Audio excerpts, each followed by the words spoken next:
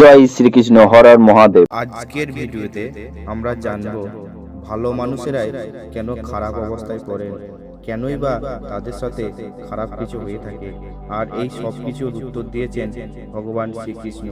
চলুন জানা যাক ভগবান শ্রীকৃষ্ণের বলা সেই কথাগুলি। একবার অর্জুন শ্রীকৃষ্ণকে জিজ্ঞেস করেন যে ভালো মানুষদের সঙ্গে সবসময় কেন খারাপ ঘটনা ঘটে। যিনি ধর্ম মেনে চলেন, কখনো কারো খারাপ চায় না, কেন তাদের কঠিন পরিস্থিতির মুখে পড়তে হয় তা জানতে চান অর্জুন। এর উত্তরে শ্রীকৃষ্ণ তাকে একটি গল্প বলেন। বন্ধুরা, ভগবান শ্রীকৃষ্ণের বলা গল্পটি জানতে হলে ভিডিওটি শেষ পর্যন্ত দেখবেন। হরি কর রে ভজ। শহরে দুইজন মানুষ থাকতেন।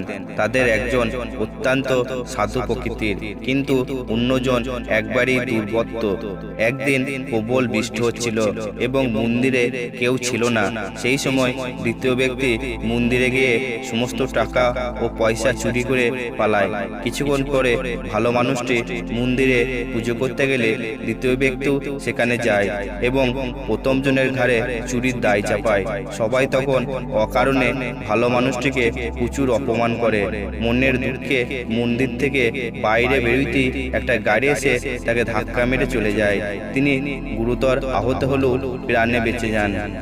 এদিকে চুরির সব টাকা হাতিয়ে নিয়ে মনের আনন্দে দিন কাটায় অসাধু ব্যক্তি। কয়েক বছর পরে দুজনেরই মৃত্যু হয় এবং তারা দুজনেই যমরাজের কাছে যান। সৎ পথে থেকেও কেন তাকে সারা জীবন কষ্টে থাকতে হয়েছে তা জানতে চান প্রথম ব্যক্তি। যমরাজ তাকে বলেন যেদিন তার দুর্ঘটনা ঘটেছিল সেই দিনই তার মরে যাওয়ার কথা ছিল। তার ভালো কাজের জন্য তার আয়ু বাড়িয়ে দেন ভগবান। অন্যদিকে অসাধু ব্যক্তি রাজার মতো থাকতে পারত, কিন্তু তার খারাপ কাজের কারণে সামান্য কিছু অর্থ নেই তাকে খুশিতে থাকতে হয়।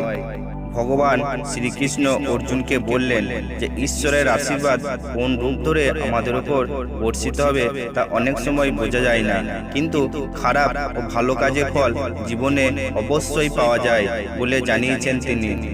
বন্ধুরা, গল্পটি কেমন ছিল লাইক ও কমেন্ট করে জানাতে ভুলবেন না।